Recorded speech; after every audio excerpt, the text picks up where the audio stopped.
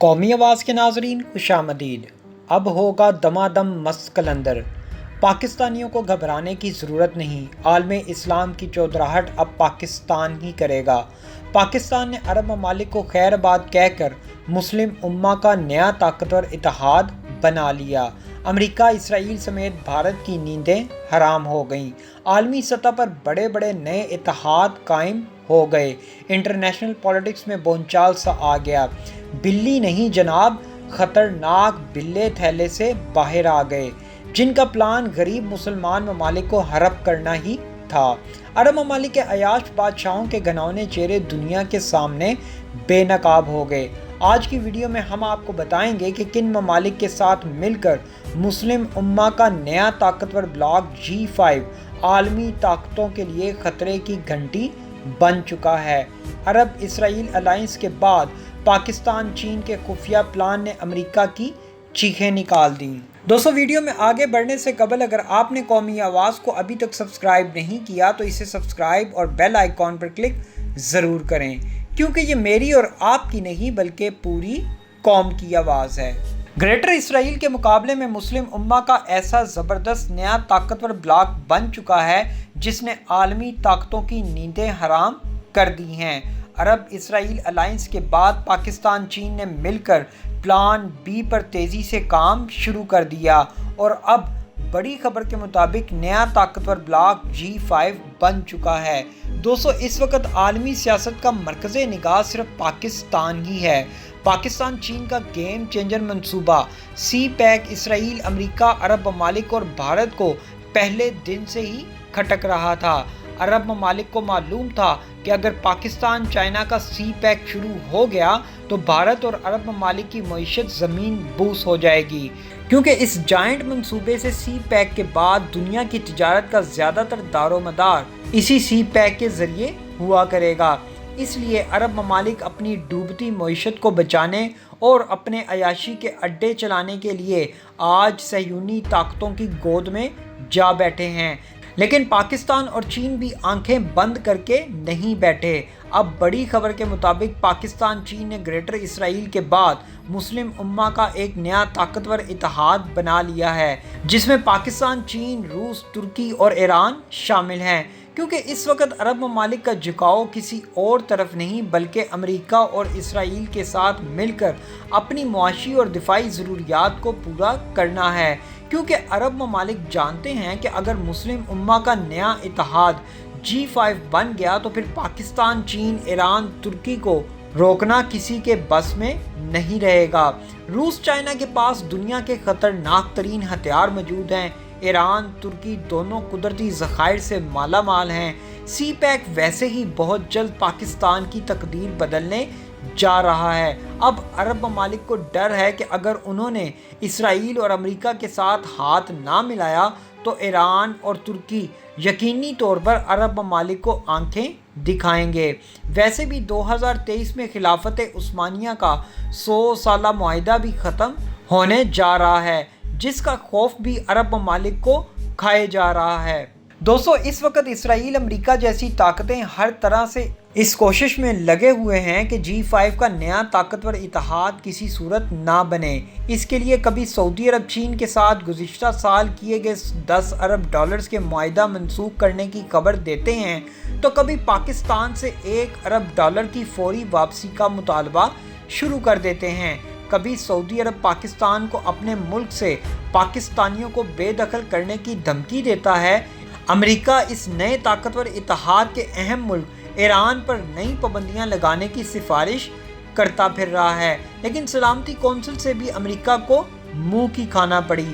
سعودی عرب golf ممالک پریشان ہیں کہ ان کا پاکستان اور ایشیا سے اثر و رسوخ کم ہو رہا ہے، کیونکہ پاکستان کا جھکاؤ عرب ممالک سے ہٹ کر چین، ترکی اور ایران کی طرف بہت زیادہ ہو گیا ہے۔ دوستو، پاکستان کی دو بڑی ضروریات ہیں، ایک تیل، دوسرا معیشت۔ اب چین پاکستان کے تیل کی ضرورت کا بندوبست کر چکا ہے۔